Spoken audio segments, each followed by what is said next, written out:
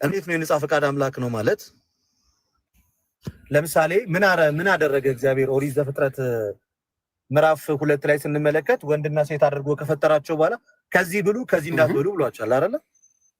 አዳምና ሔዋንን ትክክል አይደል? ዮኒ እግዚአብሔር ቀድሞ አያውቅም ነበር እንደሚበሉ? ያውቃል። ያውቃል፣ ግን እያወቀ ምንድን ነው ያለው? እያወቀ ዝም ነው ያላቸው። ስለዚህ ነግሯቸዋል፣ ከዚህ ብትበላ ይሄ ብሎ በቃ ነግሯቸዋል። ግን አዳምና ሔዋን እግዚአብሔር አስገድዳቸው ነው የበሉት ወይንስ ነፃ ፍቃዳቸውን ተጠቅመው ነው የበሉት? በራሳቸው ፍቃድ ነው። በራሳቸው ፍቃድ። እግዚአብሔር ግን ከመብላታቸው በፊት ወደዛ ሲሄዱ እግዚአብሔር ማስቆም ይችል ነበር? አይችልም? ወደዛ ነገር ከመሄዳቸው በፊት እግዚአብሔር ይችል ነበር? አይችልም? አንዴ እንዳትበሉ ካለ በኋላ ተሰውሮት አይደለም? እበላለሁ ብለህ ከበላ ለምንድን ነው የሚያስቆም ነገር? ከዛ በኋላ ህጉን ሽረው ወደዛ። ስለዚህ በነገራችን ላይ እዚህ ጋር ያለ ብዙ ሰው ያልተረዳው ነገር አለ። ቆም ብሎ መጽሐፍ ቅዱስን ቢያነበው ረዳት እንድትሆነው እንጂ መጽሐፍ ቅዱስ ላይ ረዳት እንድትሆነው ነው። ኖ ኦኬ። ስለዚህ የመጀመሪያ የሸፈኑት ነገር ምን አፍረተ ስጋቸውን ምን ለምን አፍረተ ስጋቸውን መሸፈን ፈለጉ? አረ እሱ ጋር ወደ ሌላ ያስሄደናል። ብዙ ልፈልግ ጋር አልደረስኩኝም። እኔ አፍረተ ስጋቸው ጋር አልደረስኩኝም። እኔ የመጣሁት አዳምና ሔዋን ነፃ ፈቃዳቸውን ተጠቅሞ ነው የበደሉት። የትኛውም ሰው እሺም እምቢም ሲል ነፃ ፈቃዱን ተጠቅሞ ነው። እግዚአብሔር የትኛውንም ሰው ነፃ ፈቃዱን አልነፈገውም። በኢትዮጵያ ኦርቶዶክስ ተዋሕዶ ቤተክርስቲያን ድንግል ማርያም እምቢ ብትል እሺ ብትል የሚል የይሆናል ቴዎሎጂ አንሰራም። በፍጹም እንደዛ ልንልም አንችልም።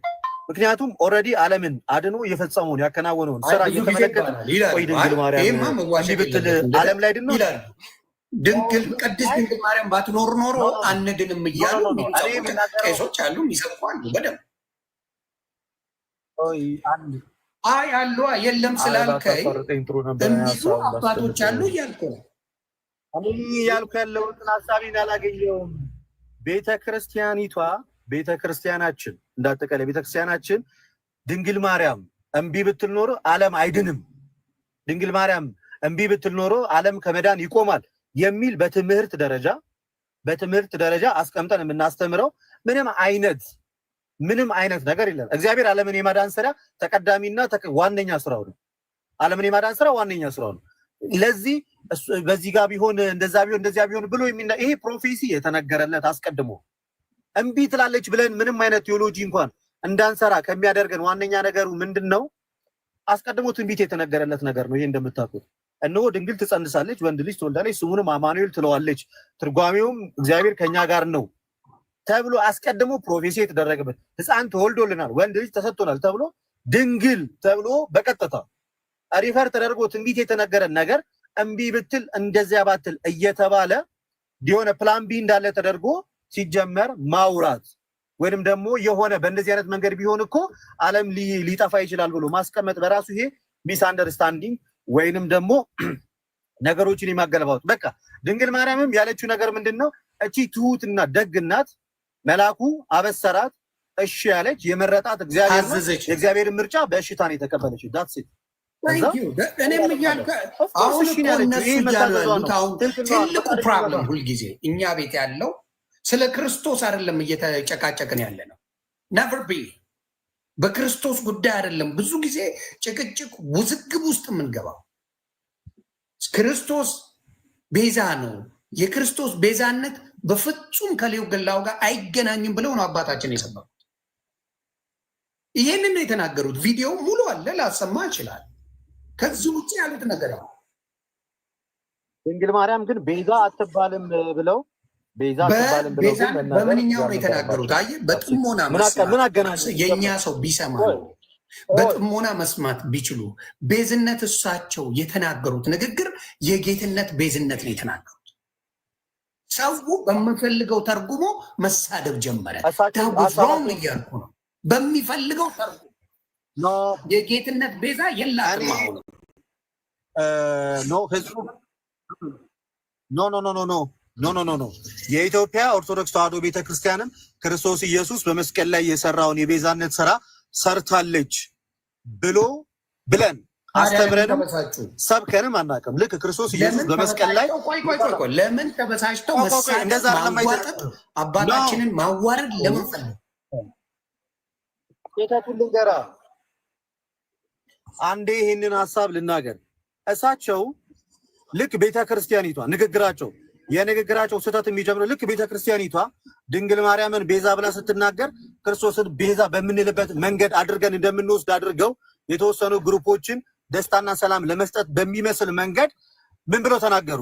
ምን ሲጀመር ድንግል ማርያምን እዛ ጋር ማንሳት ምን አስፈለጋቸው?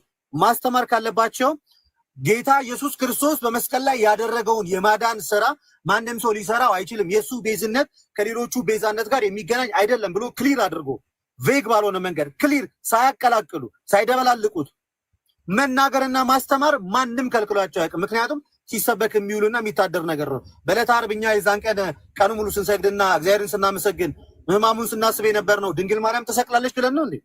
የተሰቀለው ክርስቶስ ነው ብለን ነው። ገና ከጅምሩ ኢንቴንሽኑ ምንድን ነው? ነይ እምዬ ማርያም ቤዛ ነሽ አሉ ለዓለም። ቤዛ ልጇን ምን አይነት እነዚህ አይነት ስብከት ውስጥ ገና ከጅምሩ መግባቱን ያመጣው ምንድን ነው? ምን አስባላቸው እሳቸው? ማን ጠየቀ? የድንግል ማርያም ቤዛነትና እኛ ድንግል ማርያምን ልክ እንደ ክርስቶስ ኮሪ ዲመር ናት ብለናል ወይ? አንድ ላይ እኩል ተሰቅላ መስቀል ላይ ወጣ ተገኘናል ብለናል ወይ? አላለም። ለክርስቶስ ብቻውን ሲሰፈር ጴንጤ ነው የምትባለው። እየዋሸው ነው። ስለዚህ ያልተባለ ነገር ብቻውን የሚሰብክ በመጽሐፍ ቅዱስ ላይ ተመርኩዞ የክርስቶስን ወንጌል አደባባይ ለብቻው የእሷን ስም ሳይጠራ በተሰበከ ጊዜ ምንፍቅና ነው የሚባለው። እየዋሸው ነው። በእኛ ቤት ትምህርት በሆነ ነገር የቅድስት ድንግል ማርያምን ስም ካልጠራ ምንፍቅና ነው የሚባለው ትምህርታችን አይደለም ነው። ቤተክርስቲያን ምን ነው? ቤተክርስቲያን እንደዛ ቤተክርስቲያን ችግሯ ኢየሱስ ተሰበከ አልተሰበከ አይደለም። በኢየሱስ ሽፋን ግን የምንፍቅና ስብከት ግን መስበክ አትችልም። ለምሳሌ እሳቸው ካስተማሩት ትምህርት እና እኛ ማናምንበት ነገር እናንተ የታያችሁ ቤዛ የሚለው ብቻ ነው። ድህነት ነገ የሚባል ነገር የለም፣ ዛሬ ነው። እኛ ዋን ሴቭ ወይም ደግሞ ቅጽበታዊ የመዳንን ትምህርት አናምንም። ሲጀመር ሰው የሚድነው በቅጽበት ነው ብለን አለ ምናምን። ድህነት በቤተክርስቲያናችን ሂደታዊ ነው። እሳቸው ቅጽበታዊ ያደርጉት ጥያቄ አለ። ይሄ እኛ እምነት አይደለም። እሱ ጋር የምጠይቅ ለምን መሰለ ቅጽበታዊ ሊሆን እንደሚችል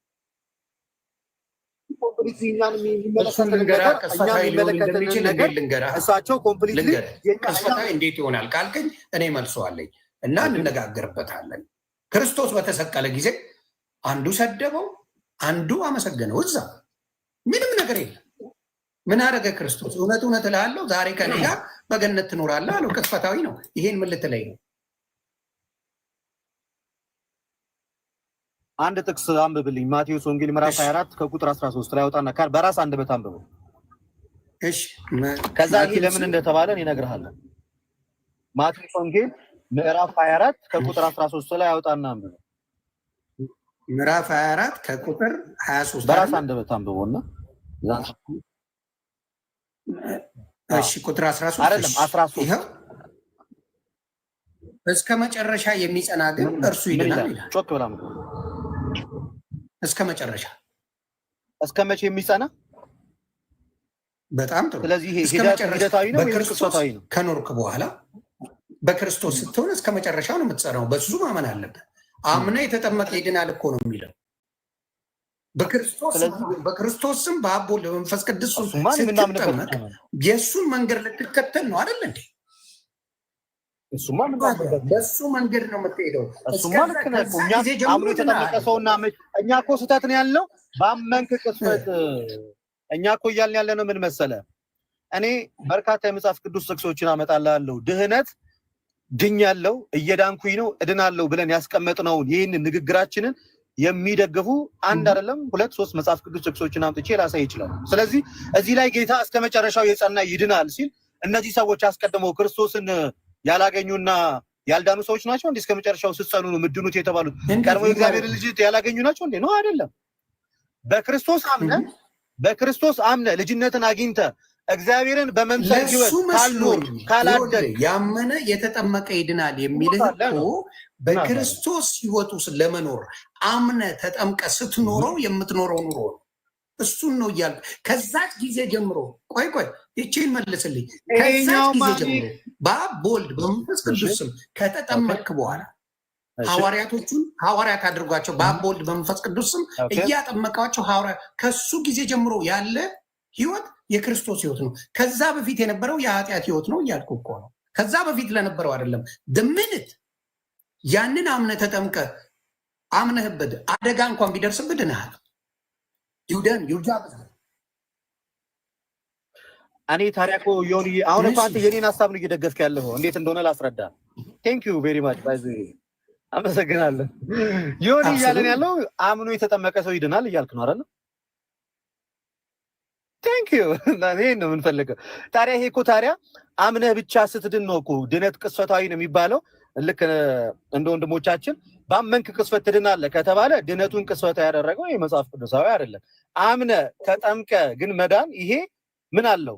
ቅስፈታዊ ሳይሆን አምኖ ብቻ አይደለም ሄዳ ነው ተጠምቆም ጭምር ነው። ይሄ ክርስቲያናዊ ትምህርት ነው። ይሄን መች ተቃወምኩኝ? ባመንኩኝ ቅስፈት የእግዚአብሔር ልጅ ሆኛለሁ፣ ባመንኩኝ ቅስፈት ድኛለሁ ምናምን የሚለውን ነው ስተት ያልኩ።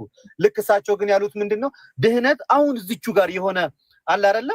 ልክ ክርስቶስ መጥቶ እኛን ወደሱ እስኪያስገባን ድረስ የኛ ድህነት አልተጠናቀቀም። ድህነታችን ሁሉ በሁሉ የሚሆነው ሰማይና ምድር የፈጠረ ክርስቶስ ወደዚህ ዓለም መጥቶ እኛ ወደሱ ወዳለበት ቦታ ሲወስደን ታምናለህ አይደል? ትክክል። ፍጻሜያችን ያኔ ነው። እዚህ ጋር ነው አንደርስታንዲንጉ ልዩነት። አሁን በኦርቶዶክስ ያለው ልዩነት ኦርቶዶክስ ወንድምና እህቶቻችን ያለው ልዩነት በእኛው አንድ ጥቅስ ሰው ዝም ብሎ ይጠመቃል። አምነ የእሱን ኑሮ እንድትኖረው የክርስቶስን ህይወት ልትኖረው ነው በአብ በወልድ በመንፈስ ቅዱስ ስም የምንጠመቀው። አብዛኛው ሰው አናላይዝ አያደርገው። ከዛ በኋላ የክርስቶስ ነው የሌሎች አይደለም፣ ዓለማዊ አይደለም። በአብ በወልድ በመንፈስ ቅዱስ ስም ከተጠመቅ በኋላ የክርስቶስን መንገድ ተከታይ ነህ፣ የክርስቶስን እምነት ሰባኪ ነህ፣ የክርስቶስ ምንድነህ? ደቀ መዝሙር ነህ። ዳስ ዋት ኢትስ ሰፖዝድ ቱ ቢ። የኛዎቹ እንደዛ አይደለም እያልኩ ነው። ይሄንን አስተምሮ ስለሌለ እየተጠመቀ ሄዶ መጥቶ የፈለገውን ነገር እንትን እያለ የፈለገውን ነገር ያደርጋል። ይሄ ነው ትልቁ ልዩ። እኔ አሁን እያነበብኩ ታዲያ እያነበብኩ አሁን ሁለት ነገር መለየት ይኖርብናል። ዮኒ እዚህ ጋር ትምህርቱን መቃወምና በተማርነው ትምህርት መኖር አለመቻልን መቃወም ሁለት የተለያዩ ናቸው። ቤተክርስቲያን የምታስተምረውና አማኙ ልክ ቤተክርስቲያን በምታስተምረው ልክ የማይኖር ከሆነ ድክመቱ የአማኙ ነው እንጂ የቤተክርስቲያኒቷ የትምህርት ችግር አይደለም። ቤተክርስቲያኒቷማ ክሊር ሰው አምኖ ሲጠመቅ ልጅነትን ያገኛል፣ ይድናል። ከዛ ክርስቶስን በመምሰል ህይወት ያድጋል። ከዛም በኋላ ጌታ ኢየሱስ ክርስቶስ ወዳለበት እንገባለን ብለን የምናምነው። ግን አንድ ሰው ዘልዛላ ከሆነ የጌታን ቃል የማይሰማ ከሆነ ከኃጢአት የማይርቅ ከሆነ ስጋውን የማያሸንፍ ከሆነ በርዳኑ የቤተክርስቲያን ሳይሆን የራሱ ነው። ይህም ደግሞ ልክ ጌታ እንደተናገረ በዚህ በገላትያ መልእክቱ የተወደደው ሐዋርያው ቅዱስ ጳውሎስ እንደዚህ ብሎ ይናገራል። ቁጥር 7 ገላትያ 6:7 ላይ አትሳቱ አለ። ስለዚህ መሳት የለብንም ክርስቲያኖች። እግዚአብሔር አይዘበትበትም። የስ ሰው የሚዘራውን ሁሉ ያንኑ ደግሞ ያጭዳልና በገዛ ስጋው የሚዘራ ከስጋ መበስበስን ያጭዳል። ሚኒንግ በስጋ የምትዘሙት ከሆነ በስጋ እግዚአብሔርን የሚያስከፋ ስራ የምትሰራ ከሆነ መበስበስን ታጭዳለህ ነው። ቀጠል ላለ ተወዳጅ ሐዋርያ ጳውሎስ በመንፈስ ግን የሚዘራው ከመንፈስ ምን ያጭዳል? የዘላለም ህይወት ያጭዳል። ስለዚህ መልካም ፍሬ የሚሰሩ ሰዎች የዘላለም ህይወትን ያጭዳሉ። ቤተክርስቲያን ጥሪዋ አትዘብቱ በእግዚአብሔር ላይ፣ በስጋችሁ በሚበሰብሰው ስጋችሁ እግዚአብሔር አምላካችሁን አታሳዝኑት፣ ባይሆን በመንፈስ ዝሩ የዘላለም ህይወትን እንድታጭዱ። ቀጥል ላለና ጳውሎስ ቁጥር 9 ላይ ባንዝል በጊዜው እናጭዳለን፣ መልካምን ስራ ለመስራት አንታክት። አየ ስለዚህ ትምህርቱ ይሄ ነው። ሰው ግን ከዚህ ትምህርት ፈቀቅ ካለና ወጣ ካለ ድክመቱ የትምህርቱ ሳይሆን አባታችን ላይ ያሁላ ይቅርታ እንዲጠይቁ የተደረገበት ነገር ምንድን ነው? ይቅርታ ስላቆያችሁ ኤፍሬምም ወንድማችንም ስላቆያችሁ ጥያቄዎቻችሁን ትጠይቃላችሁ።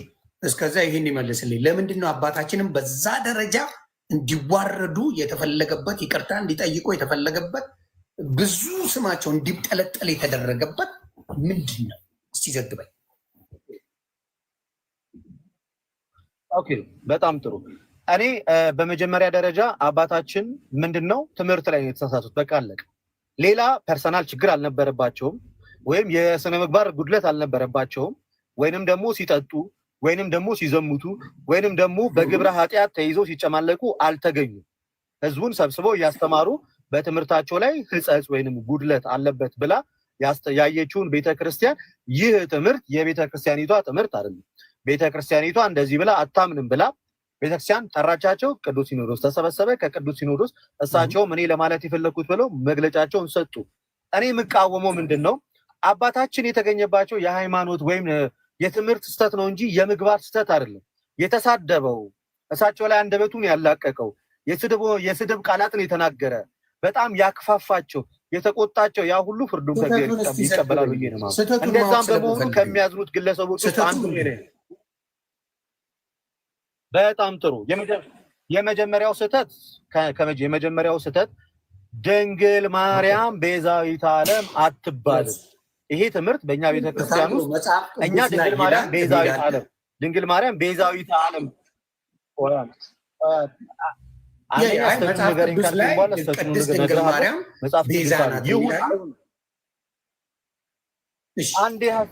አንዴ ሀሳቤ ልናገርና ከዛ በኋላ ስህተት ይሁን አይሁን የሚለውን ነገር በመደማመጥ ቢሆን የተሻለ ይመስለኛል። ስለዚህ እሳቸውን ብሎ ተናገሩ። ክርስቶስ አስታራቂ ነው ወይ? አዎ አስታራቂ ነው። ክርስቶስ ከአብ ጋር የታረቅንበት ብቸኛ አስታራቂያችን ነው ወይ? አዎ ነው። እሱም ቤተክርስቲያን ታስተምራለች? አዎ ታስተምራለች። እርቁ የክርስቶስ በምን የተከናወነው ነው? በቤዛነቱ። ምን አይነት ቤዛነት? ቤዛ ሲባል ምን አይነት ቤዛ ይብራራል። ምን አይነት ቤዛነት ነው የክርስቶስ? ቅድም ኤፌሶ ምዕራፍ 1 ቁጥር 7 ላይ አስቀምጫለሁ። በውድ ልጁ በደሙ በኩል የተደረገ ቤዛነት ነው። ስለዚህ ይሄንን ቤዛነት ድንግል ማርያም አላደረገችውም፣ ልታደርገውም አትችልም። ማንም ሰውም ይሄንን ቤዛነት አያደርገውም። እኛ ድንግል ማርያምን ቤዛ ብለን እንድንናገር የሚያደርገን ሁለት ማስረጃዎች አሉን። አንድ መጽሐፍ ቅዱሳዊ ማስረጃ አለን፣ ሌላኛው ታሪካዊ ማስረጃ አለን፣ ወይም ከቤተክርስቲያን አባቶች እንጠቅሳለን። የሚቀድመው ከመጽሐፍ ቅዱስ እንደመሆኑ ከመጽሐፍ ቅዱስ እንጠቅሳለን። በዚህ በኦሪት ዘፍጥረት እንደምናውቀው ሔዋን የእባቡን ድምፅ ሰምታ ለሰው ልጆች ሁሉ ምንን አወረሰች? በአዳም በኩል ሞትን አወረሰች አይደለም? ይሄ ክሊር ነው። ድንግል ማርያም ደግሞ የመላኩን ብስራት በመስማት ቤዛ ማለት ምትክ ነው። የመላኩን ብስራት በመስማት ለሰው ልጆች መዳን ምክንያት ሆነች። ይህንንም ደግሞ ሉቃስ ወንጌል ምዕራፍ 1 ከቁጥር 26 እስከ መጨረሻው ድረስ ማንበብ ይቻላል። ገላትያ ምዕራፍ 4 ከቁጥር 4 በዘመን መጨረሻ እግዚአብሔር ከሴት የተወለደ ከሕግም በታች የተወለደ ልጁን ላከ ይላል። ስለዚህ የተወለደው ስጋን የነሳው ከሷ ነው። ስለዚህ በሔዋን ምክንያት እንደወደቅ ነው፣ በድንግል ማርያም ምክንያት ደግሞ ክርስቶስ ኢየሱስ ከሷ ስጋን እንደመንሳቱ ምንን አግኝተናል? በክርስቶስ ኢየሱስ በኩል መዳንን አግኝተናል። ይሄ መጽሐፍ ቅዱስ የሚያስረዳው ነው። ቅዱስ ኢራኒየስ አጌንስት ሄሬሲስ ቡክ 3 ቻፕተር 10 ላይ ደግሞ ምን ብሎ ይጠራታል? በመጀመሪያዎቹ መቶ ክፍለ ዘመን የነበረው የቤተክርስቲያን አባት ኮዝ ኦፍ ሳሊቬሽን ሊትራሊ ሔዋን ምን አለ? ሔዋን ዕፀ በለስን በመብላቷ ለራሷም ለልጆቿም ሁሉ ምን አደረገች? ሞትን አመጣች። ድንግል ማርያም ደግሞ ምን የመላኩን ብስራት በመስማቷ ለሰው ልጆች መዳን ምክንያት ሆነች ብሎ ሊትራሊ በቀጥታ ኮዝ ኦፍ ሳሊቬሽን ወይም የመዳናችን ምክንያት ናት ብሎ ያስቀምጣታል። ከዚህ ተነስተን ምን ብለን ጠራናት? ድንግል ማርያም ቤዛ ብለን። ስለዚህ ቤዛነቷ የክርስቶስ የማዳን ስራን ተክቶ የተሰራ ቤዛነት አይደለም። አባታችን ግን ሲናገሩ በንግግራቸው ላይ ቤዛ ልጇ ነው ሲሉ ልክኛ ቤዛ ማርያም ናት እንደ ክርስቶስ ያለን አስመስለው ስለተናገሩ በዚህ ስህተት ነው። ከዛ አንጻር ነው የተናገሩት እሳቸው። እኛ ደግሞ አንድም ቀን ልክ ቤዛ ኢየሱስ ነው እንደምንለው ቤዛ ድንግል ማርያም ናት ብለን አላልንም። እንዳልናስመስለው አይባልም ብለው ማስተማራቸው እጅግ በጣም ነውርና ስህተት ነው። ለዚህም ቤተክርስቲያን ቀኖናዊ ስርዓቷን ተከትላ አርማቸዋለች። የተሳደቡትና ሌላ ነገር የተነጋገሩት ሰዎች ደግሞ ወይ የቤተክርስቲያንን ትምህርት ማንበብ ማጥናት ይኖርባቸዋል። ስለዚህ እኔም እያልኩ ያለሁት መጽሐፍ ቅዱሳዊ ላይ ቤዝነቷ ተጠቅሷለሁ እያልኩ እየጠየቅኩ መጽሐፍ ቅዱስ ላይ ባለው ቅድስት ድንግል ማርያም ቤዛ ናት የሚል ጥቅስ አለ ወይ ብዬ እየጠየቅኩ ነው። አሁንም በድጋሚ ድንግል ማርያም ቤዛ ናት የሚል መጽሐፍ ቅዱስ ላይ ቃል በቃል የለም። ልክ ስላሴ የሚለው ቃልም መጽሐፍ ቅዱስ ላይ ቃል በቃል አናገኝም። መንፈስ ቅዱስ በቀጥታ አምላክ ነው የሚል ቃል መጽሐፍ ቅዱስ ላይ ቃል በቃል አናገኝም፣ ተጽፎ አናገኝም። ቃል በቃል መጽሐፍ ቅዱስ ላይ አልተጻፈም እና ይሄ ምን ተብሎ ነው የሚጠራው? ኤግዛክት ወርድ ፋላሲ ብለን ነው የምንጠራው። which is ፋላሲ ነው። ኤግዛክት ወርድ ፋላሲ ይባላል። በጣም ጥቂት ነገር ነው። በጣም በግልጽ የተጻፉ ነገሮችን ምን አልተጻፈ አባታችንን መወንጀል ቃል አልተጻፈም ምን ያልኩት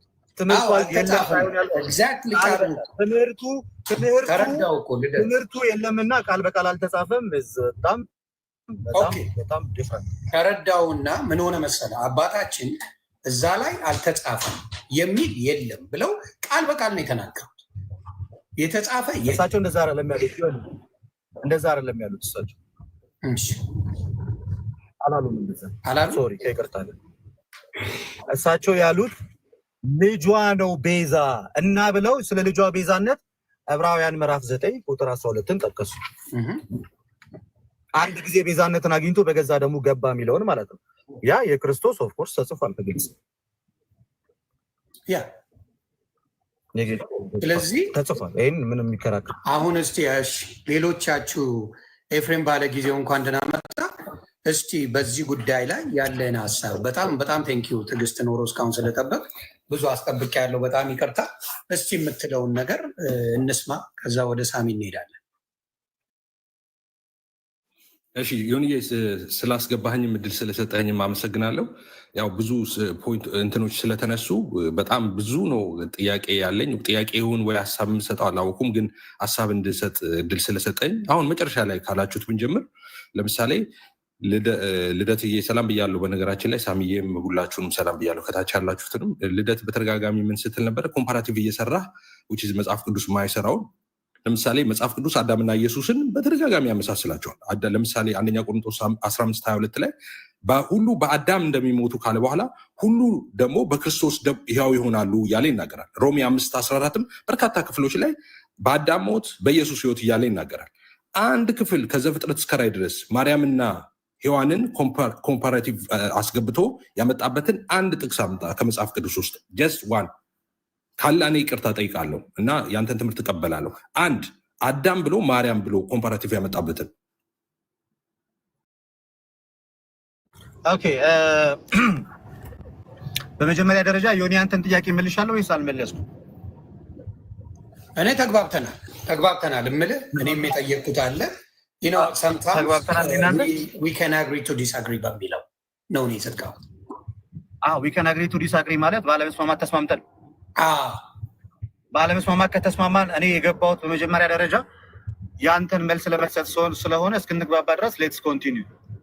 ኦኬ ለምን መሰለ ያልኩ ቃል በቃል የለም ካልከኝ አባታችን የተናገሩት መጽሐፍ ቅዱስ ላይ እንደዚህ ሚል የለም ብለው ነው አባታችንም የተናገሩት እያልኩ ነው። እንደዚህ ሚል የለም ያሉበት ቪዲዮ አለ እጅ ላይ ልታሳየኝ ትችላለህ? ቆይ አንዴ ከዚህኛው መውጣት አለብኝ። እዚህ ላይ ነው ያለው የኔ ስልክ ላይ ወደዚህ አላስተላለፍኩት። ሌላ ሰው ከፈለክ ቪዲዮ አለኝ የሚል ሰው ካለ አስገባ። በቴክስት ቪዲዮ ላኩልኝ ወይ ቪዲዮ አለኝ የሚለው ቪዲዮ አለኝ የምትሉ ግቡልኝ። ማላቃችሁን አልፈልግም። ማቃችሁ ሰዎች አምጡልኝ። በዚህ አጋጣሚ ምናልባት የአንተ ቤት ብዙ ጊዜ ኮመን ለሁለቱም ሰዎች ውይይት ካለ እድል መስጠት የሚችል ቤት ነው እና አንድ ነገር ላስነግርህ። እሺ ወንጌላዊ ኤርሚያስ ፈቃደኛ የሚሆን ከሆነ በመዳን ዙሪያ ከእሱ ጋር መወያየት ስለምፈልግ መጽሐፍ ቅዱስን መሰረት አድርገን አንተ ቤት ደብ መጥቶ የሚወያይ ከሆነ ልትጋብዝልኝ ትችላለህ? አብሶሉት ፕሊዝ። በመዳን ዙሪያ ብንወያይ ደስ ይለኛል። ራሱን መስክሯል። በድህነት ትምህርት ዙሪያ በመሰረተ ክርስቶስ ዙሪያ አይ ቲንክ የኦርቶዶክስን በጣም የሚቀበል ሰው ነው። እኔ ሲቃወም አላየውም። እሱ አልስማማ ካለ ደግሞ በቅርቡ ድኝ ያለው ሁሉም ነገር ልክ ነው ብሎ ወደ ፕሮቴስታንት የገባ ወንድማችን እንዳልክ አለ አይደለ? የዳንክበት ትክክል ናቸው። ምን ያሁን ልል የፈለኩት እንደ ሀሳብ ኤርሚያስ በዛ ተቃውሞ የለውም። እንደ መሰረተ ክርስቶስ እንደ ኦርቶዶክስ የሚያስተምር የለም እያለ ነው የሚናገረው። በሱ በመዳን ዙሪያ ላይ እሱ መዳን በእምነት ብቻ ነው ብሎ ነው የሚያምነው። በአማምን ብቻ መጽሐፍ ቅዱስ ደግሞ እንደዛ አያስተምርም ብዬ ስለማምን በእምነት ብቻ አይደለም ብዬ ሞግተዋለሁ። ብዙ ጊዜ ጥሪ አቅርቤለታለሁ። እነሱ ጥሪ የሚያቀርቡት በምኑ መሰለ ይቅርታ እንቀጥላለን። ኤፍሬም በጣም ይቅርታ። እነሱ የሚጠይቁት ብዙ ጊዜ የሚለምኑኝ ምን ብለው መሰለ ፕሮቴስታንቶች አልዋሸን በገድላት ዙሪያ እያሉ ብዙ ጊዜ ያስጨንቁኛል። በገድላት እነሱ ደግሞ እኛ መልስ ሰጥተናል። ቀላትና ደርሰናል። የሃይማኖት መከራከሪያ አሁን ለምን ቤት አንገባም? አሁን ለምን ቤት አንገባም? ንገረድነት ቤት አይደለም። አንድ ይቅርታችን ሀሳብ ልጨርስ። ገድላት ድርሳናትን 101 ጊዜ ተናግረናል። የሃይማኖት መከራከሪያችን አይደለም። መጽሐፍ ቅዱስ አለ፣ የቤተክርስቲያን የአባቶች ትምህርት አለ ለመከራከር። የሃይማኖት መከራከሪያ ካልሆነ ለምን እንጠቀመዋለን? ምክንያቱም የሃይማኖት መከራከሪያ የምንጠቀምበት ምንድን ነው? ቤት ውስጥ ያሉ ክርስቲያን ልጆች እንዲያነቡት ምንድን ነው ጥቅሙ? ለሃይማኖት አሁን ለምሳሌ ኦርቶዶክስ እምነታችንና ለሃይማኖት መከራከሪያ የማይበቃ ብቁ ካልሆነ ለምንድን ነው የምንጠቀመው? ዋይ የምንጠቀመውማ ገና ከጅምሩ ሃይማኖታችንን ልንመሰረትበት ወይም ዶግማችንን መከራከሪያ የሚሆነው ምንጊዜም ሃይማኖት ነው፣ ወይንም ደግሞ መሰረታዊ ዶግማ የማይለወጠው የማይሻሻረው እምነት ላይ ነው የምንወያየው እንጂ ገድላትና ድርሳናት ስህተት ሊኖርባቸው ይችላል። ስህተት ሲኖርባቸው እንደ ሁኔታው ቤተክርስቲያን ልታረማቸው በምትችለው ነገር ላይ ማንም ገብቶ አይወያይም። በማይታረመው ዶግማችን ክሊር ግልጽ በሆነው ትምህርታችን በተለያየንበት ትምህርት ነው ከፕሮቴስታንቱ ጋር የምንወያየው። ይሄ የቤተክርስቲያናችን ግልጽ አቋም ነው። ምክንያቱም ደግሞ ገድላትና ድርሳናት የሃይማኖት መከራከሪያ ያልሆኑት ሃይማኖት ከነሱ ስለማይሰራ ዶግማ ከገድላት ስለማይወጣ። I'm confused my brother. maybe ይሄ ለአንተ አዲስ ዜና ሊሆን ስለሚችል ምክንያቱም ብዙ ጊዜ ስንል ነበረ ብዙ ጊዜ ወንድምናቶች አንድ ነገር ክሊል አድርግልህ። የማይሳሳተው መጽሐፍ ቅዱስ ነው አይደለ? ይሁን ትክክል። ገድላት ድርሳናት ደግሞ ስህተት ሊገኝባቸው ይችላል። ስህተት ሊገኝባቸው ስለሚችል በማይሳሳተው መጽሐፍ ቅዱስ እንፈታተሽ እያልን ነው። ራስ እኮ እየነገርከኝ ነው። እዚህ ጋር ስህተት ሊኖርባቸው ይችላል ካልከኝ አለመጠቀም ነው። እኛ ደግሞ ስህተት ካለበት ደግሞ ቤተክርስቲያን ስህተቱን እያረመችው እንጠቀምበታለን። ለዚህ ነው እኮ የምልህ ስህተት ሊገኝበት ይችላል ብለህ ጥርጣሬ ካለ ከመጽሐፍ ቅዱስ ውጭ ሆኖ ጥርጣሬ የሚያመጣ ከሆነ ዋም ገነ ዩዝት ሊገኝበት ይችላል እና ሙሉ ለሙሉ ስህተት ነው ማለት አላልክም እኮ። እኔ እኮ አልክ እያልኩ አይደለም፣ ቃል በቃል ያልከውን ነው የተጠየቀው።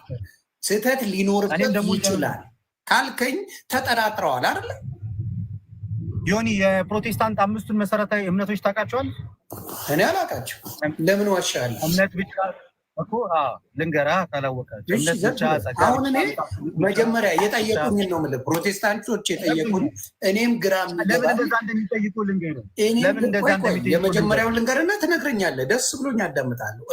እኛ ኦርቶዶክስ ብዙ ወንድሞች አሉኝ፣ እግዚአብሔር ምስክሬ፣ እየፈሩ ነው በጣም የሚፈሩትና የሚሳቀቁት በገድላት ጉዳይ ላይ ባለው ነገር የሚወያይ አንድ ኦርቶዶክስ የለም። አንወያይም ግን እናምናለን ልባል አልችልም። አንወያይም ግን የምናምነው ነገር ነው አይባልም። እማምነው ከሆነ ወያያል አላልንም። እንደዛ ያለው የኔ ጥያቄ ግን እየተረሳ ነው። ጥያቄ ጠይቄያለሁ። ኤፍሬም አልተረሳም። እመነኝ አልረሳሁትም። ሚስ ኢንተርፕሬት እያደረከን ስለሆነ ሚስ ኢንተርፕሬት ባታረገን ደስ ይላል። አሁን አንተ ነህ ያልከኝ እኮ ብራዘር፣ እኔ አላልኩም። ሊኖርበት ይችል ይሆናል ብላ ስለምታምን አንድ ነገር ልንገርህ። ቤተክርስቲያኒቷ ግልጽ አቋሟን አውጥታ አሳይታለች። ሃይማኖት የምትላቸው ወይም ዶግማ፣ መሰረታዊ ዶግማና ቀኖና ሃይማኖት፣ እነዚህ ነገሮች ታውቃቸዋለህ? ይሆን ገና ከጅምሩ ዶግማ ቤተክርስቲያናዊ ነው። የራሱ ምን ማለት ነው? የራሱ የሆነ ምን ማለት አይ ፍቺ ዶግማ ማለት ምን ማለት ይመስላል? ምን ማለት ነው? ዶግማ ማለት ቤተክርስቲያን የምትመራበት ማለት ነው አይደለም? ምንድን ነው ዶግማ ማለት? የማይሳሳት የማይለወጥ ትምህርት ማለት ነው። እሺ፣ የማይሳሳት የማይለወጥ ቴንኪው። የማይሳሳትና የማይለወጥ ትምህርት ከሆነ ካልከኝ እንደዛ ለምንድን ነው ታዲያ ይሄኛውን ስህተት ሊኖርበት ስለሚችል መከራከያ አይሆንም ያልከኝ? ለምንድን ነው መለስከው እኮ ራስህ። ስለዚህ ቤተክርስቲያኒቷ በዚያም አጋጣሚ ስለ ዶግማ ማወቅ ጥሩ ነው። የማይሳሳት የማይለወጥ ትምህርት ነው ያለችው ቤተክርስቲያን አንደኛ የመዳን ትምህርቷ፣ የነገረ ክርስቶስ ትምህርቷ፣ የስላሴ ትምህርቷ፣ የጥምቀት የክርስቶስ ዳግም ምጽአት ትምህርቷ የማይለወጡ የማይሻሻሉ ትምህርቶቿ ናቸው። የሰው ልጆች ድህነትን የሚያገኙት የቤተክርስቲያንን ገድል አንብበው ሳይሆን በክርስቶስ ኢየሱስ አምነው በአብ ወልድ መንፈስ ቅዱስ ተጠምቀው የጌታ ቅዱስ ሥጋና ክቡር ደሙን በልተው ነው። እኔና ፕሮቴስታንትን ያለያየን ደግሞ የተክለ ሃይማኖት ገደል ሳይሆን ከሱ ቀድሞ ያለው በክርስቶስ ኢየሱስ የተሰራው የማዳን ስራ ነው። ጌታን የሚያክል ትልቅ ነገር ዞር አድርጌ በተክለ ሃይማኖት ዙሪያ ላይ ከኤርሚያስ ጋር መወያየት አልፈልግም። እኔ እኮ እያልኩ ነው በክርስቶስ እኮ እንለያያለን እኔ እናንተ እያልኩ እኮ ነው። የእሱኛው ልዩነታችንን ሳንፈታና ሳንጨርስ በክርስቶስ የማዳን ዙሪያ ላይ ሆድና ጀርባ ሆነን እኔ እናንተ በገላትና ድርሳናት ምን አስወራኝ? እኔ እኮ ቤተክርስቲያን ስትመጣ እኮ እንድታምን ማደርገው አስቀድሜ የገላትና ድርሳናትን ሳይሆን ክርስቶስ ኢየሱስ የዘላለም የአብ ልጅ እንደሆነና በእርሱ በኩል የተሰራውን ድነት በሚስጥራት በኩል ታገኛለህ ወይንስ አታገኝም? ሚኒንግ በጥምቀት ያንን ሸምጥጠ መጣ ያን ወደ ጎን አድርገህ ገርላት ነው ብትለኝ ሴንስ አይሰጠው። ስለዚህ ና እኔ አንድ ነገር ልመስክርልህ ኤርሚ ማነህ ዮኒ ኤርሚያስ በመዳን ዙሪያ ላይ ከኔ ጋር ከተወያየ በኋላ እኔ በገርላት እወያየዋለሁ ከፈለክ። እሺ ይሄ ተመልሷል። መጀመሪያ ኤርሚያስ መጽሐፍ ቅዱስን መሰረት አድርጎ ከኔ ጋር በመዳን ዙሪያ ይወያይ። ከሱ ጋር ከጨረስን በኋላ እኔ በገር ልወያየዋል። ዲስማች ነው ከሱ ጋር የመወያየት ፍላጎት ያለ በጣም ያዘ።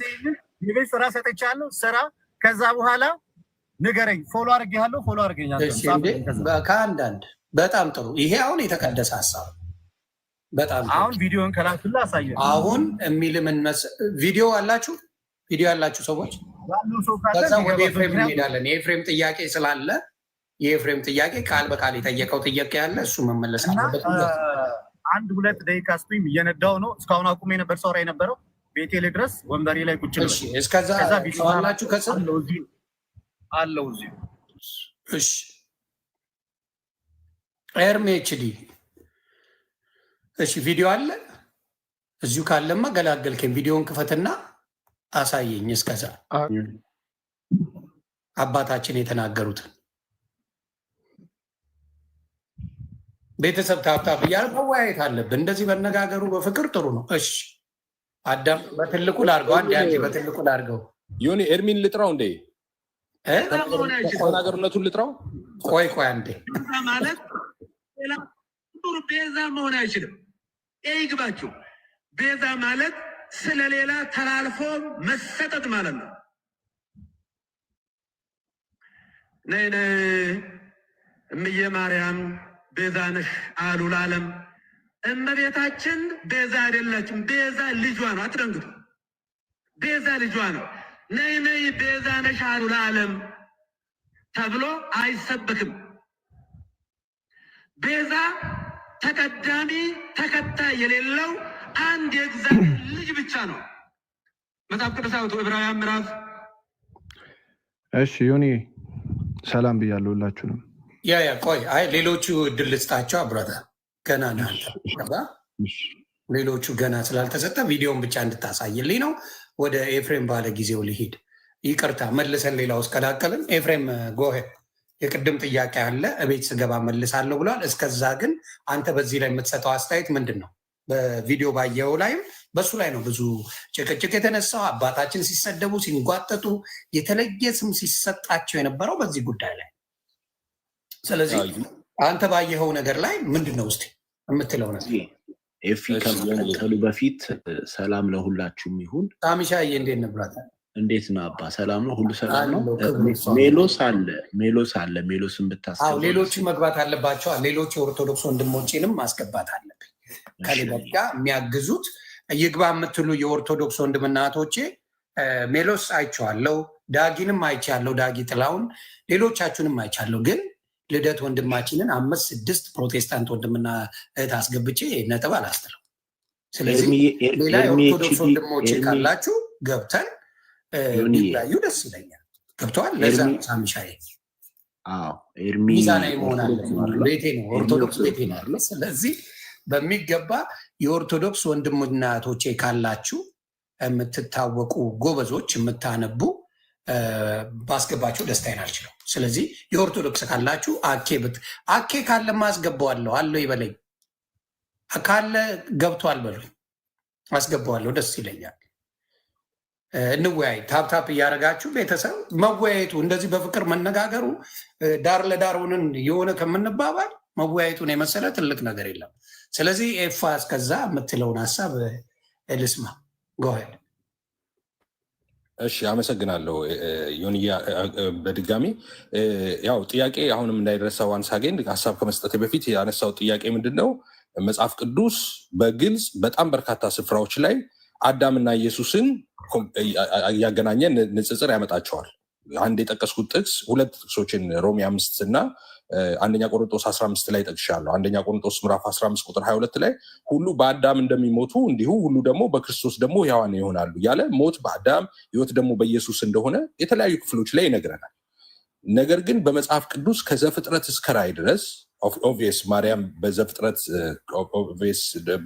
ከዘፍጥረት እስከ ራዕይ ስል ያው ጠቅላላ እንትኑን የለም ለማለት ነው እንጂ በአዲስ ኪዳን ነው ስለ ማርያም እንትን ያለው ታውቃላችሁ።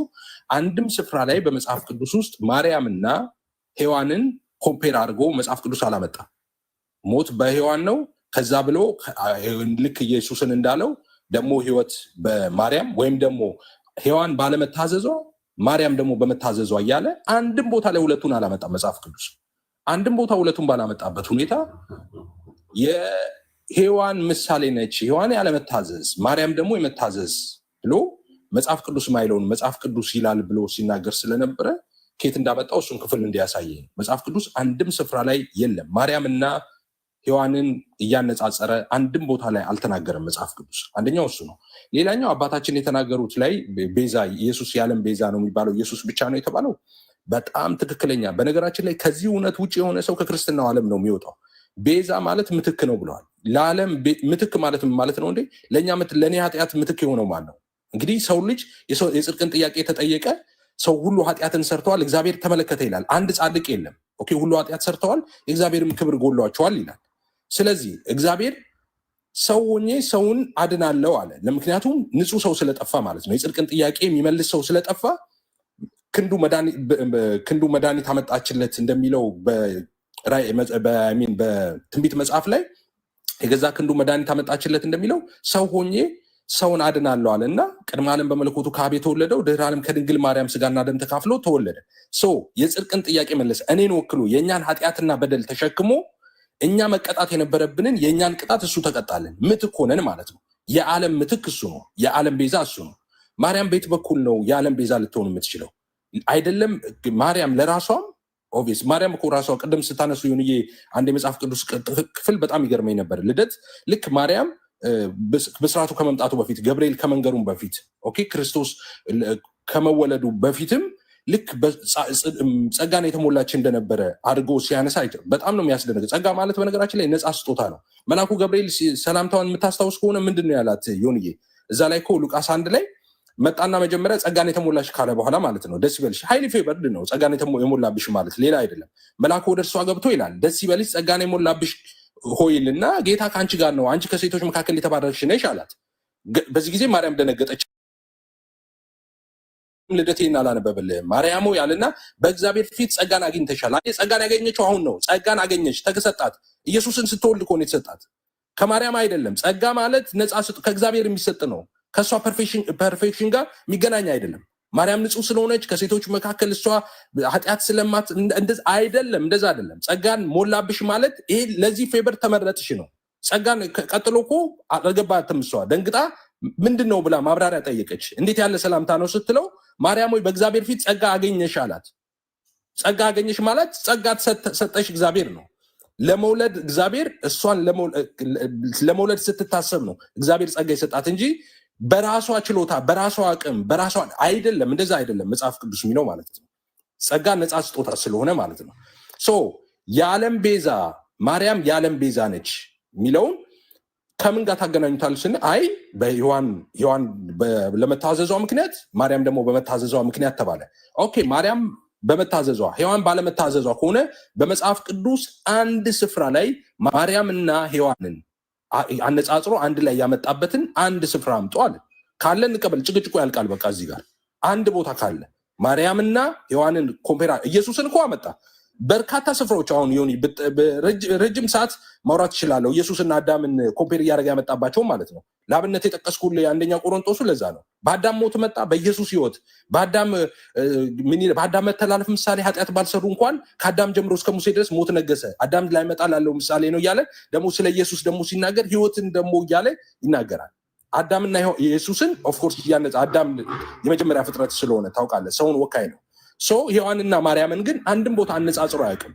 አነጻጽሯቸው በማያውቅ ሁኔታ መጽሐፍ ቅዱስ የሌለ ትምህርት አምጥቶ አይ ምትክ ስለሆነች ነው የሔዋን ምትክ ነው ስለሆነች ነው በመታዘዟ ምክንያት ብሎ እንዴት እንደዚህ አይነት ትምህርት ይሰራል? ዮኒ በቃ እዚህ ጋር ላቁም ነው። መልካም፣ ይሄ ጥሩ ነው። ለዚህ መልስ አለኝ የምትሉ የኦርቶዶክስ ወንድሞቼ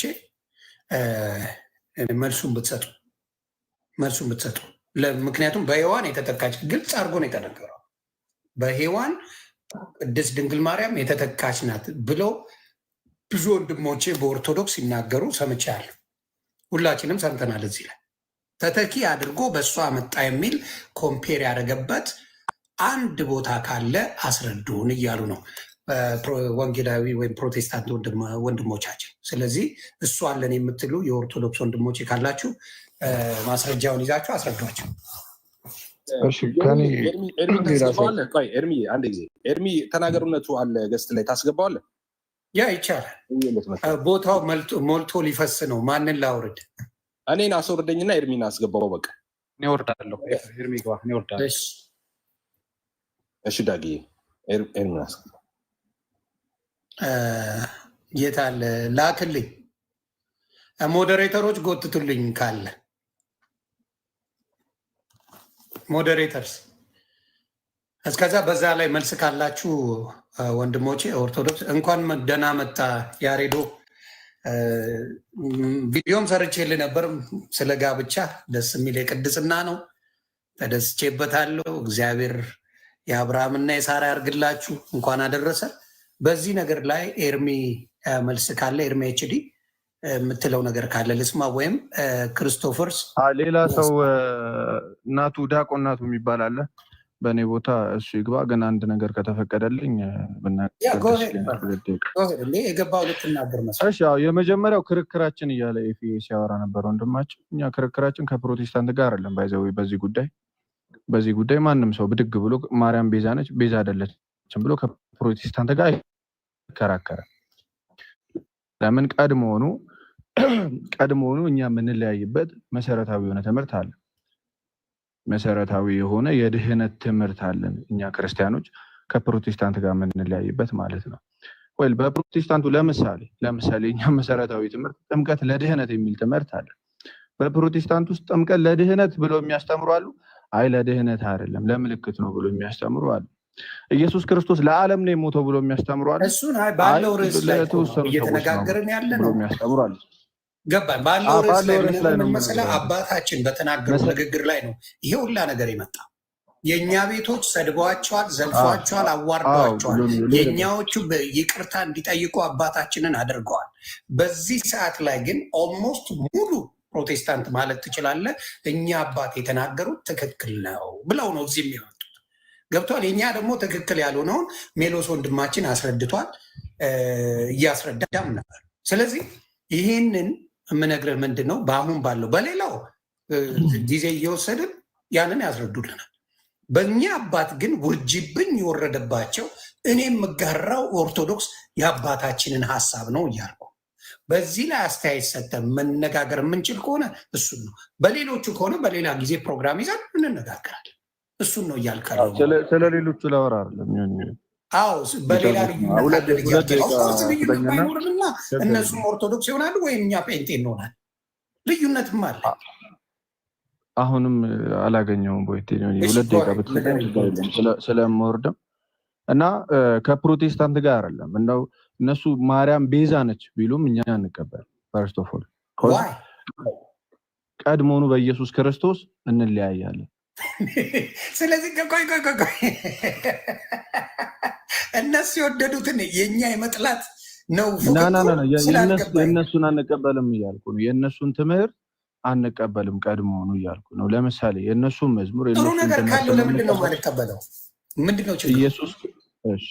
ኢየሱስ ክርስቶስ መጽሐፍ ሲናገር በሁለተኛ ዮሐንስ መልእክት ቁጥር 9 ላይ በክርስቶስ ትምህርት ለማይኖር ሰው አምላክ የለውም ይላል። መሰረታዊ በሆነው የክርስቶስ ትምህርት እየተለያየን ክርስቶስን አልተማሩትም እያልከኝ? አልተማሩትም እያልኩ ነው። አልተማሩትም። ስለዚህ መሰረታዊ በሆነ የክርስትና ወይም የክርስቶስ ትምህርት ዴፊኒትሊ በምን እንደማስወጣ ከይቅርታ ጋር አብሶሉትሊ ጥላቻ ንግግር ነው። ሀሳቤን አንዴ ብታስጨርሰኝ በጣም ነው የምትለውን አንዳንዴ ማላምንበት ነገሮች ሲወሩ ቅድም እየሰማው ስለነበረ ሰው ስለሚያምን ሳይሆን የኔን ሀሳብ ልግለጽና ከዛ ግን አትደምድማ ብራዘር። ልዩነት አለን ብትል ደስ ይለኛል። በክርስቶስ ነው የምንለያየው። ይሄን አሁን ብዙ ሰው ስለማያውቅ ሰው የሚመስለው የማርያም አማላጅነት የቅዱሳን አማላጅ አይደለም። ክርስቶስ የሚለውን ነገር የምንቀበለው ራሱ በትምህርት በኩል ነው። ቤተክርስቲያን የምታስተምረን ክርስቶስን ለምሳሌ 5ቱን አዕማደ ምስጢራትን ሲያውቅ ነው አንድ ሰው ወይም እሱን ተሰብኮ ነው የሚጠመቀው። ስለዚህ ያንን ክርስቶስን ብታስተምረንማ እኚህን አባት ሙልጭ እየደረጉ አይተሰደቡም ነበር ብራዘር። ስለ ግለሰቦች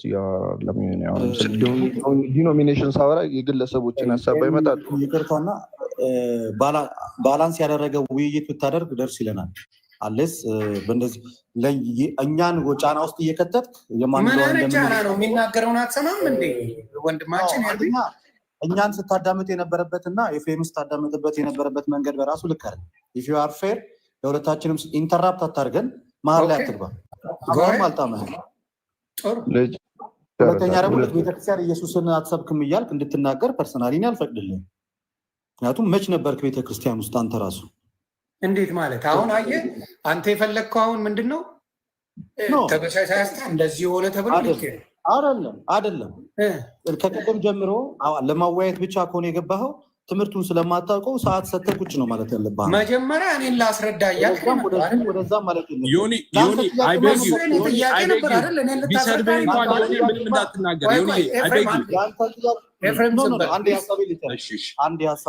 እኔን ልታስረዳኝ እኔ ጥያቄ ግራ ገብቶኝ የመጣሁት አይደል እንዴ? ገብቶኛል። አንዴ ልጨርስልህ ፕሊዝ። ጥያቄ ጠየከኝ እያቋረጥክም እንዲህ አሁንም እሱን አይደለም እኔ እንትን እያደረኩ ያለሁት እየተናገርኩ ያለሁት አንተ ጥያቄ የጠየቀው ትምህርቱን ስላላወቅከው ነው እንጂ ትምህርቱ ቢገባህና ብትረዳው ኖሮ ጥያቄ ሲጀምር አይኖርህም። ጥያቄ አልገባሁም። እንደዛ ከሆነ የምትጠይቀው በንግግሮች መሀል ላይ ወደዛም ወደዚህም ጥያቄ ከሆነ ይሄ እኔ ጥያቄ ነው ብለህ ነው እንጂ ማስቀመጥ ያለብህ ልክ ሌላ አይነት በሚመስል መንገድ ነገሩ እንድትቀይረው አንፈልግም። እኛ እንወያያለን። እኔ ያለው ያሬድ አለ፣ ኤርሚ አለ። ከየትኛውም ሰው ጋር ርዕሱን አስቀምጠን መወያየት እንችላለን። እኔ እኮ መኪና አቁሜ ነው እስካሁን ድረስ ከአንተ ጋር ሲወያየ ነበሩ። ቤት ስትገባ ዩቲንክ ፍርሃት ቢኖረኝ ኖሮ ቅድም ሙሉ ከአንተ ቤት መውጣት አልችልም ነበር እንዴ? እችላለሁ። ስለዚህ እስከዛሬ ብትሰብክ ኖሮማ ንግግሮች ልክ አይደሉም። በጣም ጥሩ።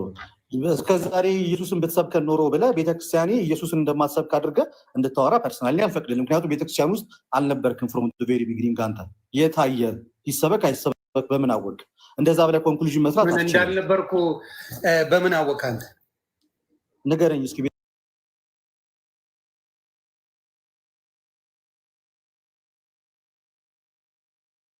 እንደማትሰብክ አድርገህ እንድታወራ ፐርሰናሊ አልፈቅድልም። ምክንያቱም ቤተክርስቲያን ውስጥ አልነበርክም። ፍሮም ቬሪ ቢግኒንግ አንተ የታየ ይሰበክ አይሰበክ በምን አወቅ? እንደዛ ብለህ ኮንክሉዥን መስራት እንዳልነበርኩ በምን አወቅ? አንተ ንገረኝ እስኪ። ቤተክርስቲያን የተማርክበትን ነገር አውጣና አሳየኝ። ይሄን መንገድ እያመጣው ነው እንዴ? የቤተክርስቲያን በሙሉ መጽሐፍ ቅዱስ ላይ እያመጣው ስለ ሉቃስ ስንነጋገር፣ ስለ ዮሐንስ ስንነጋገር፣ ስለ ኢሳያስ ስንነጋገር ከመሬት እየፈጠርኩ ነው ማመጣው ነው ታደርገው። እሱን አይደለም ያልኩህ። እና ምኑን ነው የምትለኝ? በሰንበት ጠይቀኝ። ከኔ ጋር መመላለስማ መብት ነው። እያቋረጥከኝ ይሄ ብለህ ማትጠይቀኝ ከሆነማ ምንም ልክ አይመጣም። እኔ እያልኩ ያለሁት ለኤፍሬም ስትሰጠው እኛ ገብተናል እንዴ? መሀል ላይ አልገባንም። ምክንያቱም እኔ ሳወራ ኤፍሬም መሀል ላይ ስላልገባ ኤፍሬም ሲያወራ እኔም አልተናገርኩ፣ ማንም የተናገረ የለም። በራሱ ሰዓት ጨርሶ ለአንተ ሰዓቱን ሰጠ። ከዛ ልክ ኤርሚ ኤችዲ መናገር ሲጀምር እሱም ማቋረጥ ጀመር። አይደለም ኤፍሬም እንትና እያወራ ያለው ኤርሚ ሀሳቡን እየገለጸ ነው የነበረው። ስለዚህ ሐሳቡን ሲገልጥ አቋረጥከው። እሱ ብቻ አይደለም ያቋረጥክበት መንገድ እኛን በሆነ ቃላቶች ይሆናል አይደል ፖክ ወደ ማድረግ ነገር ነውና ያንተው ነው ያለው ነገርን ሰምተዋል። ከመጀመሪያ ጀምሮ እየሰማሁት ነው። ኤርሚ ልደግምልህ ይችላል። አሁንም እያልኩ ያለሁት ነገር ምንድነው? ውይይቱ ይቀጥል። አንተ ሰዓትና ሰዓት ብቻ ያዝ፣ ሙዚቃ ስጥ፣ እነዛ ሰዎች ይወያዩ። በቃ አለቀ። በቃ እንለፈው። አሁን ወደ ውይይቱ ቀጥሉ። እኔ በዚህ ጉዳይ ላይ አልገባም። ለተጠየቀው የሚመልስ ይመልሳል። ይሄ ነው ጥያቄ ነበረው። ከኦርቶዶክስ ወንድምናቶቼ ሰምቻለሁ። ሶሪ ወንድሞቼ ሰምቻለሁ። ያስማማኝም ያላስማማኝም አለ። ተግባባል። አባታችን አይ እንጨምርና እናስረዳ የምትሉኝ ካለ በዚህ ጉዳይ ላይ እናንተ መልሶ አዳምጣለሁ። የእኔ ጥያቄ ቅርና እኛ እንወያይ ካላችሁ ደግሞ እናንተ ተወያዩ ያልኩ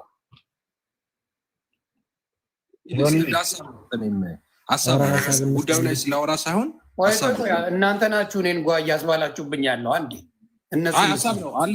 መጽሐፍ ቅዱስ ላይ ሊያወራ አይደለም ነው አካሄድ ሀሳብ ሊሰጥ ነው። ክርስቶፎር አንዴ እስካሁን አላወራሁም። ይቅርታ። እሺ ቆይ ከኔ ቀጥል ታወራለህ። ክርስቶፎስ አንዴ ቀድሜ ስለገባው ሰው ምንድነው ይሁንዬ እነሱም የፈለጉት አንተ ኒውትራል ሆነ ኧረ ጀምሬያለሁ ማውራት ሚታር ሰው ኒውትራል ሆነ እንድታወያይ ነው የፈለጉት። ስለዚህ ቶፒኩ በስነ ስርዓት ቶፒኩ ላይ ከነሱ ሰው ምረጥና ከኛ ደግሞ ሰውን መርጥና አንድ ሰው ደቂቃ ይያዛል። ከዛ በስነ ስርዓት በቃ እንትኑን ጠብቀው እንወያያለን ማለት ነው። ምንም መረባበሽ ሳይኖር ማለት ነው። እሺ መልካም። ስለዚህ ሀሳቤን እኔ ሀሳቤን ጨርሼ እንትና ናቱ ይግባ። ዮኒ በጣም አሪፍ ልጅ ነው። እኔ ሀሳቤን አንድ ጊዜ አስጨርሶኝ ሪኩዌስት አድርገኝ። እስከዛ ወንድማችን ናቱ ሪኩዌስት ከጥላቻ ምንም መጠላበት ምክንያት የለም። ኢትዮጵያ ውስጥ ከሁሉም ጋር ነው የምኖረው።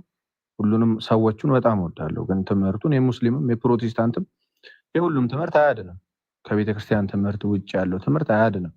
ለዛም ነው ኦርቶዶክስ የሆንኩት አይደል? ስለዚህ ጌታ ደግሞ በትምህርት ይገኛል። ወይም ደግሞ ጌታ ለሐዋርያት የሰጣቸው ትምህርት ነው። ስለዚህ ጌታም ኢየሱስም የተባለው አዳኝ ስለሆነ ነው። ለዘካርያስም ሲነግረው ምን ብሎ ነው የተነገረው? ዓለምን ሁሉ ያድናልና ማን ትለዋለህ? ስሙን ኢየሱስ ትለዋለህ። ኢየሱስ ማለት አዳኝ ስለሆነ ማለት ነው። ስለዚህ ማድን ኢየሱስ ቢባልም አያድንም ማለት ነው። በስሙ አይደለም። ወይም ነው ስፔሲፊክ ኮዝ መጽሐፍ ቅዱስ ሐሰተኛ ክርስቶሶችም እንዳሉ ስለሚነግረን ሐሰተኛ መንፈስም እንዳሉ ስለሚነግረን ማለት ነው። ወይ ከፕሮቴስታንት ኢቭን ኢየሱስ ክርስቶስ የዓለም ቤዛ አይደለም የሚሉ አሉ። በዶሚኔሽን ደረጃ ማለት ዲኖሚኔሽን ደረጃ በዲኖሚኔሽን ኢየሱስ የዓለም ቤዛ አይደለም የሚሉ አሉ። ሰው አባታችንን መሳደብ ማንጓጠጥ ማንም አይቻልም። በግለሰብ ደረጃ ይህን በፍጹም ማንም ሰው የሚቃወመው ነገር ነው። ብድግ ብሎ አንድ ሰው ይሄ ብልግና ነው። አባት በጵጵስና ደረጃ የደረሱ አባት መናገር በጣም ነውርም ነው። እሳቸው መናገር ልክ አይደለም። ግን የተናገሩትን ነገር ከቤተክርስቲያን ትምህርት አንጻር ስንቃወም አይ መጽሐፍ ቅዱስ ላይ ያሳየኝ ብሎ ፕሮቴስታንት መምጣት አይችልም ልልህ ነው ይሄን ያነሳሁት። ለምን እኛ ፕሮቴስታንት አይደለም የኛ ቤተክርስቲያን ቀርቶ በአንደኛው ክፍለ ዘመን መጽሐፍ ቅዱስ ብቻ የሚባል ትምህርት አይታወቅም በቤተክርስቲያን ውስጥ። መጽሐፍ ቅዱስ ራሱ እንደ መጽሐፍ ቅዱስ ተሰብስቦ አንድ የሆነው ከ300 ዓመት በኋላ መጽሐፍ ቅዱስ ራሱ አንድ የሆነው ተሰብስቦ በቤተክርስቲያን የገባው ማለት ነው። ወይም ደግሞ አንድ የሆነው ስለዚህ ያ በሆነበት ይችን ቤተክርስቲያንን በቤተክርስቲያን ትምህርት ነው አባታችን የኛን አባት ልንገመግማቸው የምንችል። የቤተክርስቲያንን ትምህርት ወይም ደግሞ ቤተክርስቲያን ውስጥ ያሉ አባቶችን የሚጣረስ አዲስ ትምህርት ይዘው ሲመጡ አባታችን ልክ አይደሉም ተብለው ሊጠየቁ ይገባል እሳቸው እንጂ መጽሐፍ ቅዱስ ላይ ያሳየኝ ካሉ መጽሐፍ ቅዱስ ብቻ የሚል ግዳውስ የሉተርን ብቻ ከሉተር በኋላ የተጀመረ አዲስ አስተምሮ ይዘው መጥተዋል ማለት ነው። ከዛ በፊት የማይታወቅ አዲስ እንግዳ ትምህርት ማለት ነው። ስለዚህ ከዛ አንፃር አባታችን ከዛ አንፃር ነው የተናገርናቸው እና ክርስቶስ የዓለም ብርሃን ነው አይደል? ዮኒዬ እናወራ እንዴ? ክርስቶስ የዓለም ብርሃን ነው። ሐዋርያት የዓለም ብርሃን ናቸው። ዮኒዬ ናቸው። ክርስቶስ የዓለም ብርሃን ለማለት ክርስቶስን ሐዋርያትን የዓለም ብርሃን አይደሉም ማለት አለብኝ እኔ አለብኝ? ጥያቄ ነው ዮኒዬ። ክርስቶስ የዓለም ብርሃን ነው ተብሎ በመጽሐፍ ቅዱስ እኔ የዓለም ብርሃን ነኝ ብሏል። ስለዚህ ሐዋርያትን ደግሞ እናንተ የዓለም ብርሃን ናችሁ ብሏቸዋል አይደለ?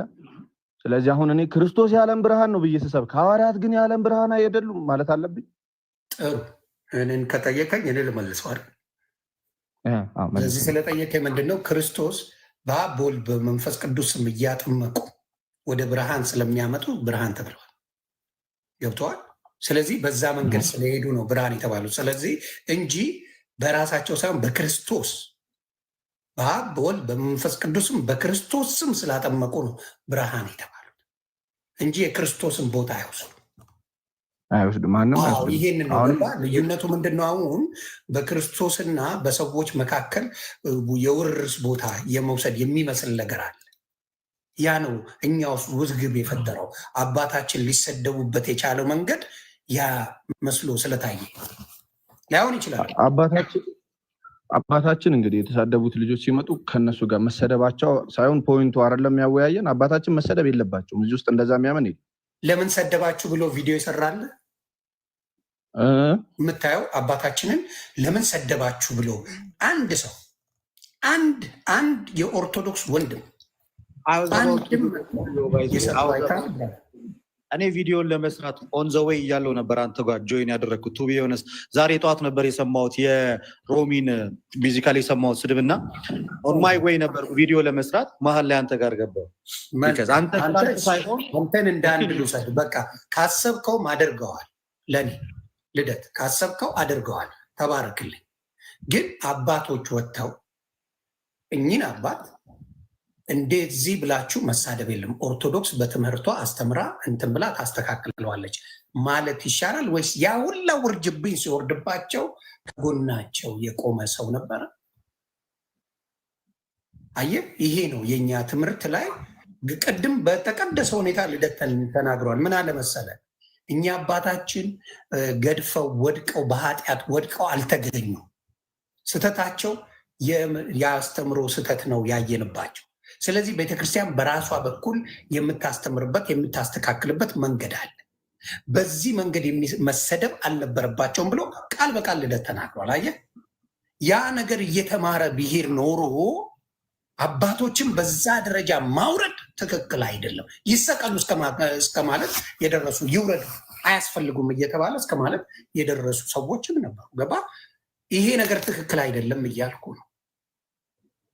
በመጽሐፍ ቅዱስ እይታ ላይ ባለው የስህተት መስሎ ሊሆን ይችላልኛ። ግን ስህተትስ ቢሆን የቃላት አስተካክሎ አባትን በሉ እንደዚህ ነው እንደማለት ቤተክርስቲያን አድርጋለች። ሰው ግን ቤተክርስቲያን ብቻ ናቸው አባቶች ብቻ ናቸው ወይ? ትምህርቱ ለእኛም ጭምር አይደለም ወይ?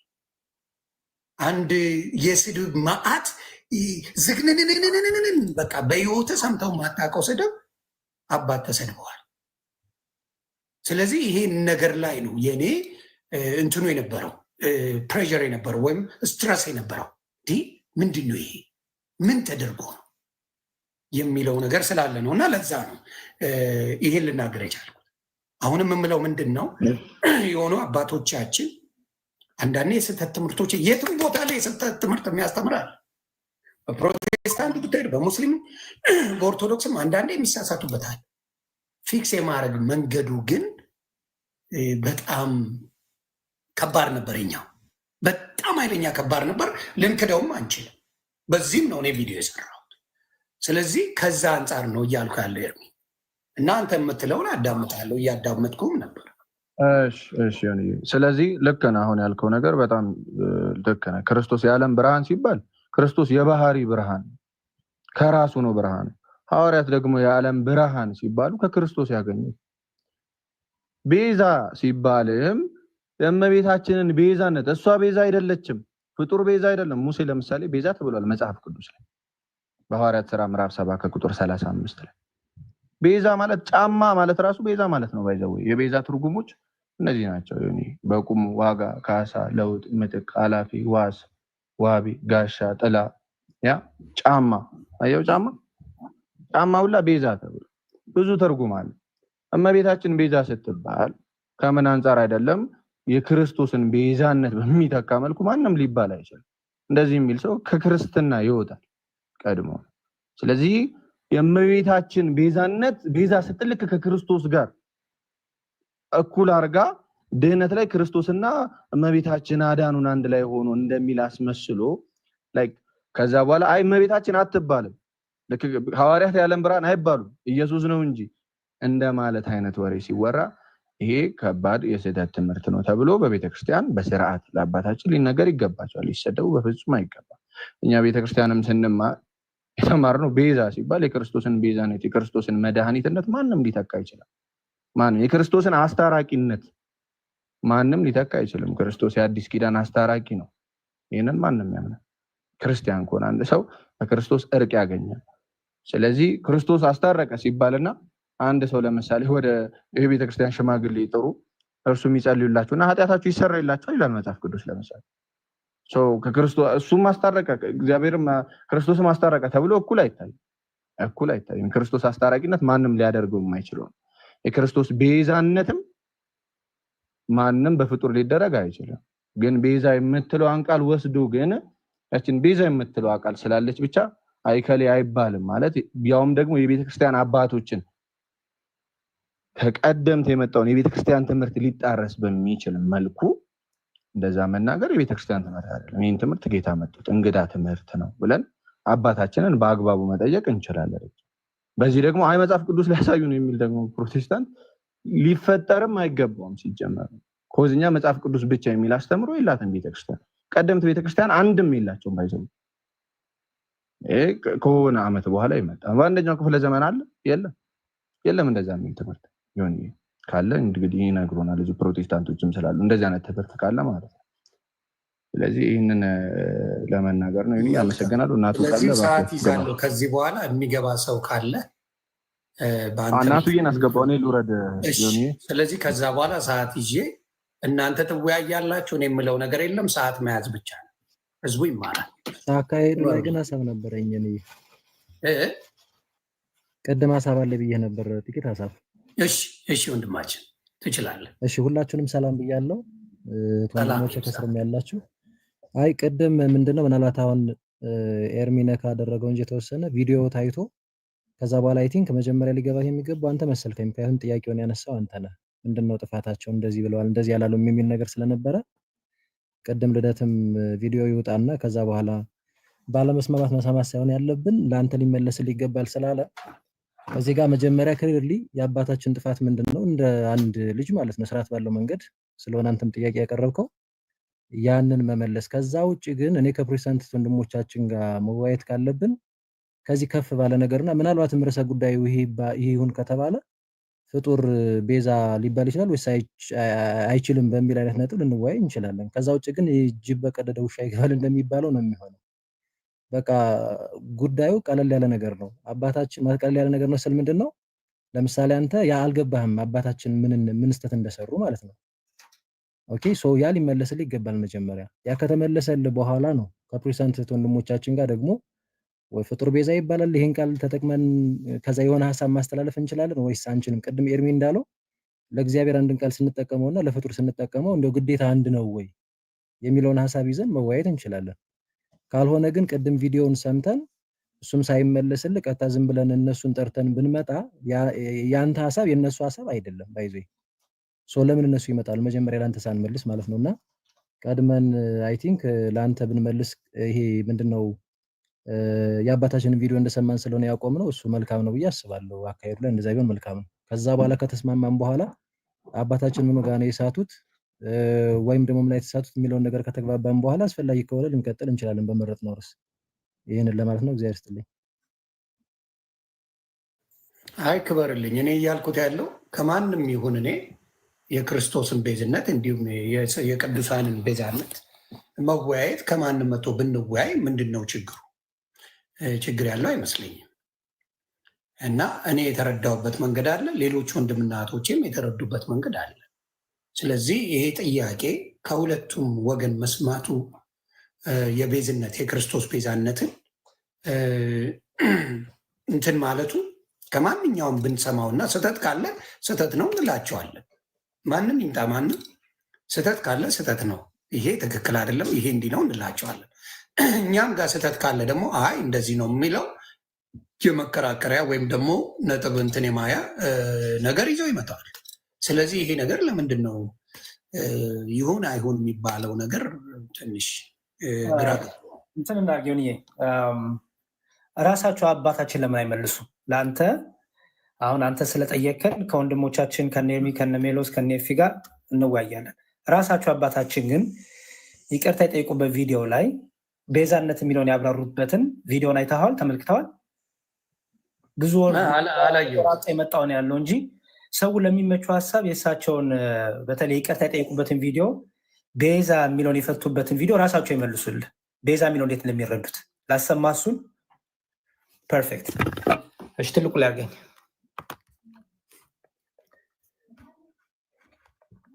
ምንም እኛ ሳንከራከር ይሄ ይቅርታ የጠየቁበት ሙሉ ቪዲዮ ነው። 41 ደቂቃ ቪዲዮ ነው። እንግዲህ ቤተክርስቲያን ይቅርታ የጠየቁበት፣ ምዕመኑ ይቅርታ የጠየቁበት፣ ኮንፊውዥኑ ስለከተትኳቸው ያሉበት ነው እና ቤዛ የሚለው እንዴት እንደፈቱት ስማ ዮኒ። አምላክን የወለደች እግዚአብሔር ለእናትነት የመረጣት።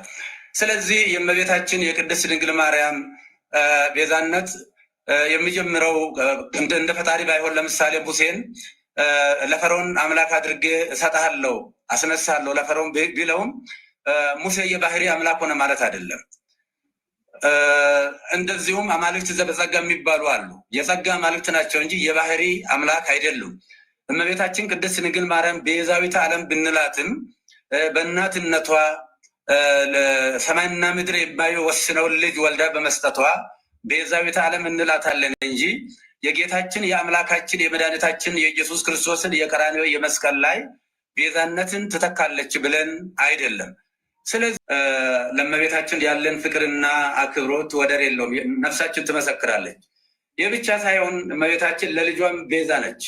ለልጇ ለሕፃኑ ለኢየሱስ ክርስቶስ ገና የ2 ዓመት ሕፃን በነበረ ጊዜ ሄሮድስ ልጆችን በሚያስገድልበት ጊዜ ልጇንም እንዳይገልባት የሞት ሰለባ እንዳያደርግባት እመቤታችን እናታችን ቅድስት ድንግል ማርያም ነችና እሷን እንኳንስ አይደለም ለማቃለል ለማመስገንም ብቃትም አቅምም ሞራልም ያለው ሰው የለም እና ይህንን ጉዳይ ቅድም እንደተናገርኩት ሰዎች ለሚዲያ ሽፋን እሺ ሰው ቤዛ የሚለውን ጭራሽ እመቤታችንም ለልጇ ቤዛ ናት አሉ። እንግዲህ አሁን ለልጇ ተሰቅላለች እያሉ አይደለም።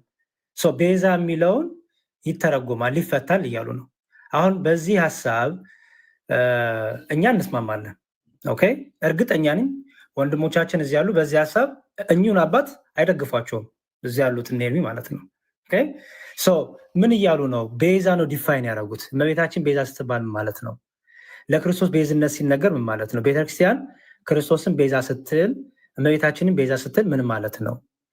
ክርስቶስ ቤዛ ሲባል በመስቀል ላይ ያፈሰሰውን ደሙን በመስቀል ላይ ያደረገውን የእርቅ ስራ ማንም የማይሰራው ፍጡር የማይሰራ ነው ለክርስቶስ ቤዝነት። በመጽሐፍ ቅዱስ ግን ቤዛ ቤዛ ቤዛ ቤዛ ተብሎ ብዙ ለሙሴን ቤዛ ተብሏል። ሙሴ ተሰቀለ እያልን አይደለም። በመጽሐፍ ቅዱስ ቤዛ በመጽሐፍ ቅዱስ ማህበር ፕሮቴስታንትም ኦርቶዶክስም ካቶሊክም በታስማሙበት ቤዛ የሚለው ትርጉም ለመስቀል ብቻ የሚሰጥ አይደለም። ቤዛ የሚለው ትርጉም ምትክ እንደማለት ነው። ቤዛ የሚለው ትርጉም ለብዙ ነገር ይሰጣል።